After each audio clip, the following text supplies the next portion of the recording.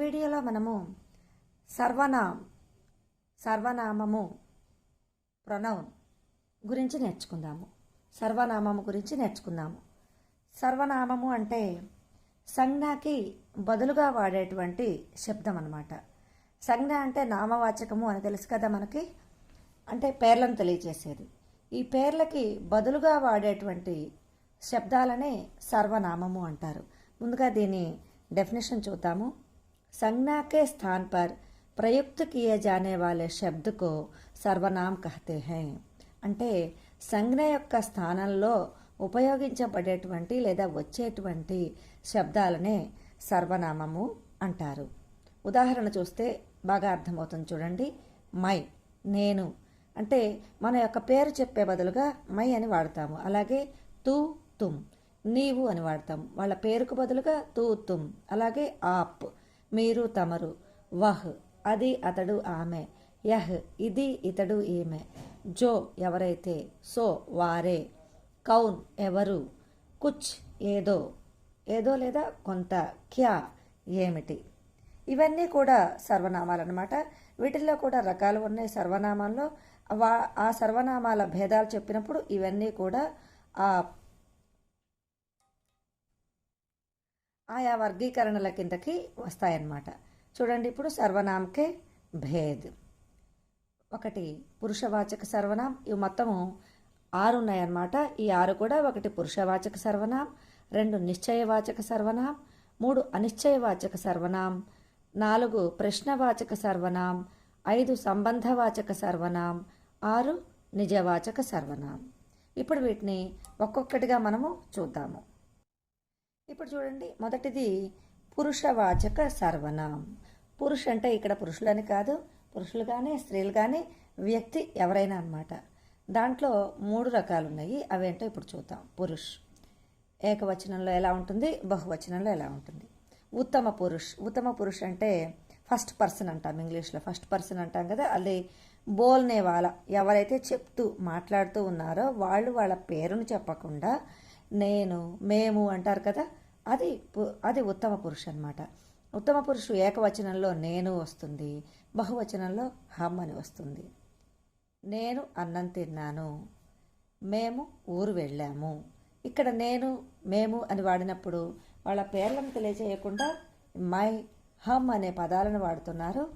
అది ఉత్తమ పురుషులో వస్తాయన్నమాట. అలాగే మధ్యమ పురుష్ అంటే సుననే వాళ్ళ, అంటే మనం ఎవరికైతే చెబుతున్నామో వాళ్ళని సంబోధించేటప్పుడు వాడేటువంటి సర్వనామాలని మధ్యమ పురుష్ అంటారు.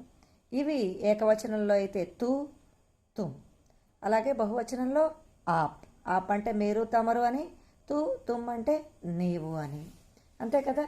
నీవు ఎక్కడికి వెళ్ళావు, నీవు ఎక్కడి నుంచి వస్తున్నావు, మీరు ఎలా ఉన్నారు. ఇలా పేరుని ఉపయోగించకుండా ఈ తూ, తుమ్, ఆప్ అనేటువంటి శబ్దాలను వాడతాం కాబట్టి అది మధ్యమ పురుషు అనేది తెలియజేస్తుంది. సున్నేవాళ్ళ అంటే మనం ఎవరికైతే చెప్తున్నామో వినేవాళ్ళు అనమాట. నెక్స్ట్ది అన్యపురుష్ అంటే చెప్పేవాళ్ళు ఎదురుగా ఉంటుండి వినేవాళ్ళు కాకుండా 3వ వ్యక్తి గురించి మాట్లాడుకుంటే, అంటే ఇది థర్డ్ పర్సన్. మధ్యమ పురుషు సెకండ్ పర్సన్, ఇది థర్డ్ పర్సన్ గురించి మాట్లాడినప్పుడు ఏకవచనంలో యహ్, ఏ బహువచనం. అలాగే ఏకవచనంలో వహ్, బహువచనంలో వే అన్నమాట. యహ్, వహ్, ఏ, వే. ఇదేంటంటే యహ్ అంటే ఇది, ఇతడు, ఈమె, వీరు, ఇక్కడ మీనింగ్. అలాగే వహ్ అంటే అది, అతడు, ఆమె, ఇక్కడ వాళ్ళు, వీళ్ళు, వాళ్ళు. ఇలా ఇక్కడ లేనటువంటి వాళ్ళ గురించి మాట్లాడేటప్పుడు ఏకవచనంలో యహ్, వహ్, బహువచనంలో ఏ, వే అనేటువంటి శబ్దాలని హిందీలో వాడతామన్నమాట. ఇది అన్యపురుష్. ఇది పురుషవాచక సర్వనాం. తర్వాత రెండవది నిశ్చయవాచక సర్వనాం అంటే చెబుతున్నది ఏదో కరెక్ట్గా ఒక వ్యక్తిని గురించో ఒక వస్తువుని గురించో నిశ్చయంగా చెబుతున్నప్పుడు ఉపయోగించేటువంటి సర్వనామమే నిశ్చయవాచక సర్వనాం. అంటే చూడండి, దీని డెఫినేషన్ చూద్దాం ముందు.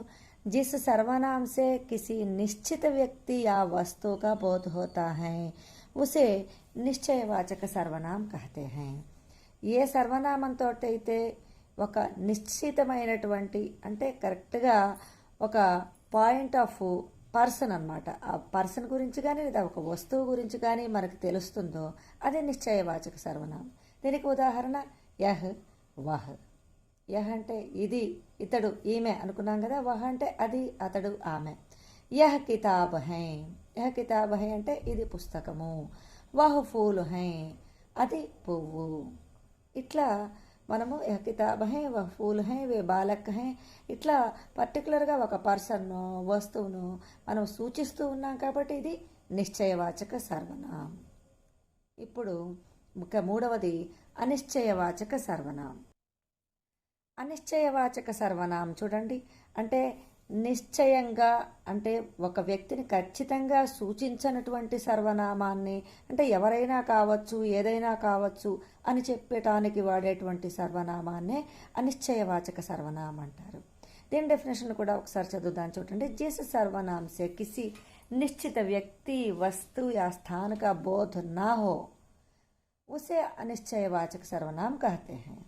ఏ సర్వనామం ద్వారా అయితే ఏ వస్తువు, వ్యక్తి లేదా స్థానం యొక్క అర్థం మనకి తెలియదో, అంటే మనకి ఆ ఎవరిని గురించి చెప్తున్నది అనేది ఖచ్చితంగా ఉండదో దానిని అనిశ్చయవాచక సర్వనామం అంటారు. దీంట్లోనే ఉన్నది కదా అనిశ్చయము అని.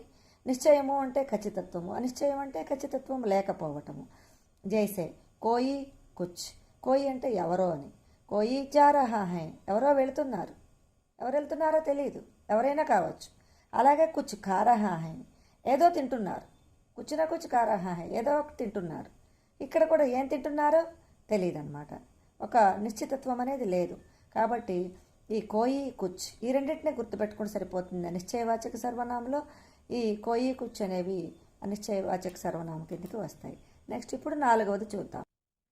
సంబంధవాచక సర్వనామం. సంబంధం అంటే తెలుస్తుంది, సంబంధం అంటే రిలేషన్. ఈ ఏ సంబంధం ఎలాంటి సంబంధం కలిగి ఉంటుందో చూద్దాము. మనము ఇప్పుడు డెఫినేషన్ చూద్దాము. పరిభాష: जिस सर्वनाम से संज्ञा या अन्य सर्वनाम के साथ संबंध जाना जाता है उसे సంబంధవాచక సర్వనామం कहते हैं. అంటే ఏ సర్వనామము ద్వారా అయితే సంజ్ఞ లేక మరి ఒక సర్వనామంతో సంబంధము మనకి అర్థమవుతుందో, జానా జాతా హై తెలుస్తుందో దానిని సంబంధవాచక సర్వనామం అంటారు. దీనికి ఉదాహరణ ఏంటి? జో, సో మొదలైనవి అన్నమాట. జో, సో ఈ రెండే ముఖ్యంగా గుర్తుపెట్టుకుంటే సరిపోతుంది. జో ఆయేగా, సో జాయేగా. ఇక్కడ సో అంటే నిద్రపోవటం కాదు. జో ఎవరైతే వస్తారో వారే వెళ్ళిపోతారు. ఇప్పుడు ఎక్కడికైనా ఆలస్యంగా వెళ్ళారనుకోండి, వాళ్ళు లోపలికి రావడానికి వీల్లేదు, వెళ్ళిపోతారు అని చెప్పాలనుకున్నాము.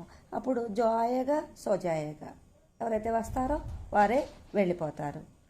ఇలా సంబంధాన్ని తెలియజేసే, అంటే ఆ వచ్చే వ్యక్తి వెళ్ళిపోతారు అని ఆ సర్వనామాన్ని యొక్క సంబంధాన్ని తెలియజేస్తున్నది కాబట్టి ఇవి సంబంధవాచక సర్వనామం అవుతుంది. ఇప్పుడు దీని తర్వాత ఐదవది చూద్దాం. ఇది చూడండి, ప్రశ్నవాచక సర్వనామం. ప్రశ్నవాచక్ దీంట్లోనే అర్థమైపోతున్నది కదా మనకి. ప్రశ్న, ప్రశ్నతో కూడినటువంటి సర్వనామము. డెఫినేషన్ చూద్దాము. जिस सर्वनाम शब्द से प्रश्न का बोध हो, ఏ సర్వనామాన్ని ఉపయోగించినట్లయితే మనకి ప్రశ్న వేస్తున్నట్లుగా అర్థమవుతుందో ఉసే ప్రశ్నవాచక సర్వనామం కహతే హై, దానినే ప్రశ్నవాచక సర్వనామము అంటారు. ఉదాహరణ జైసే, ఎలాంటివంటే అవి క్యా, కౌన్. క్యా అంటే ఏమిటి, కౌన్ అంటే ఎవరు. ఈ రెండు కూడా ప్రశ్నను తెలియజేస్తున్నాయి. సర్వనామం క్యా అంటే ఏమిటి, ఏదో ఉంటుంది కదా దానికి సమాధానం, అది అడుగుతున్నట్టు అన్నమాట. కాబట్టి ఆ సమాధానంగా వచ్చేటువంటి సంజ్ఞకి బదులుగా మనం క్యా ఏమిటి అని అడుగుతున్నాము. కౌన్ ఎవరు, ఎవరు అంటే అది ఏదో ఒక ఆబ్జెక్ట్ని తెలియజేస్తుంది. ఆ తెలియజేసే దాని పేరు కాకుండా కౌన్ అని ప్రశ్న వేస్తున్నాం కాబట్టి ఇది ప్రశ్నవాచక సర్వనామం. ఉదాహరణకు చూడండి, ఇంకా బాగా అర్థమవుతుంది మీకు. తుమ్హారా నామ్ క్యా హై, క్యా నీ పేరు ఏమిటి, క్యా అంటే ఏమిటి. కౌన్ ఆ రహా హై, ఎవరు వస్తున్నారు. తుమ్హారా నామ్ క్యా హై, కౌన్ ఆ రహా హై. ఇలా ఇక్కడ కౌన్, ఆప్ అనేవి ప్రశ్నవాచక సర్వనామాలు. దీని తర్వాత ఆరవది నిజవాచక సర్వనామం చూద్దాం. చూడండి, నిజవాచక సర్వనామం. దీని డెఫినేషన్ చూద్దాము. जो सर्वनाम स्वयं अपने आप के लिए प्रयुक्त होते हैं वे निजवाचक सर्वनाम कहते हैं. ఏ సర్వనామం అయితే స్వయంగా తన గురించి తాను చెప్పడానికి ఉపయోగించబడుతుందో దానిని నిజవాచక సర్వనామం. నిజ అంటే అదే కదా, తనకు తానుగా ఉపయోగించబడుతుందో అది నిజవాచక సర్వనామం అంటారు దాన్ని. చేసే ఎలా అంటే ఆప్ అనేది, ఆప్ అనే పదాన్ని నిజవాచక సర్వనామం అంటారు. ఇది స్వయం, ఖుద్ అంటే తనకు తానుగా అని కదా. అలాగే స్వయం అంటే కూడా స్వయంగా అంటాం కదా మనం తెలుగులో కూడా. స్వయంగా అంటే తనకు తానుగా. మై అపనే ఆప్ ఖా సక్తా హూ, నేను నా అంతటి నేనుగా తినగలుగుతాను, నాకెవరు తినిపించాల్సిన అవసరం లేదు. మై అపనే ఆప్ ఖా సక్తా హూ, నా అంతటి నేను తినగలుగుతాను. అలాగే మై అపనే ఆప్ లిఖ్ సక్తా హూ, నాకెవరు రాసి పెట్టాల్సిన అవసరం లేదు, నేను నా అంతటి నేను స్వయంగా రాయగలుగుతాను. ఇలా ఇక్కడ అపనే ఆప్ అంటే మీరు అని, ఆ అర్థం వేరు. మళ్ళీ ఇక్కడ ఆప్ అనేది అపనే ఆప్ అని ప్రయోగించబడుతుంది.